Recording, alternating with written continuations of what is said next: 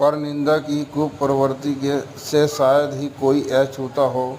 जिस प्रकार परहित के समान कोई धर्म नहीं, पर पीड़ा समान कोई निर्कष्टता नहीं, उसी प्रकार पर निंदा भी सर्वथा त्याज्य है। रामचरितमानस में भगवान श्री राम सबरी को निवधा भक्ति की समझ देते हुए कहते हैं, जो मिले वही पर्याप्त है, उसी में संतोष होना चाहिए और स्वप्न में भी दूसरों के दोषों को नहीं देखना चाहिए। वह यह वर्जना इस बात को स्पष्ट करती है कि जागृत अवस्था में परनिंदा से बचना आवश्यक है। अच्छे लोग हमें खुशी देते हैं, श्रेष्ठ लोग स्मरणीय यादें देते हैं, जबकि परनिंदक नकारात्मक बातें सिखाते हैं। किसी संत ने कहा है कि परनिंदा से किसी को कुछ हाथ नहीं लगता। ऐसे लोग महामूर्ख होते हैं और पाप का पर्वत ढोने का काम करते हैं।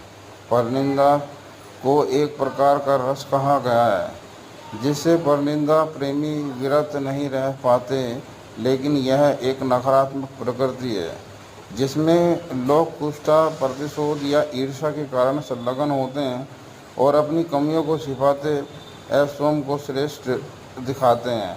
इससे न केवल दूसरों की भावनाओं पर निरादर होता है, बल्कि यह आपके आपसी संबंधों को भी क्षति पहुंचा सकता है। ऋग्वेद के अनुसार यह स्वयं के अहित का कारण भी बन सकता है, क्योंकि निंदा रस में रीति पाप कर्म के भागी बनने के साथ अपने मूल कार्य को विस्मृत कर देते हैं। जैसे क्रिया की प्रतिक्रिया होती है, निंदा रस भोगी को यह नहीं भूलना चाहिए कि उसके ईर्ष्यालु भाव की तरह कोई अन्य भी उसके प्रति ऐसे अनुदार विचार रख सकता है। इसे रस नहीं, घातक रोग समझकर इससे दूर रहने का प्रयास करना चाहिएगा।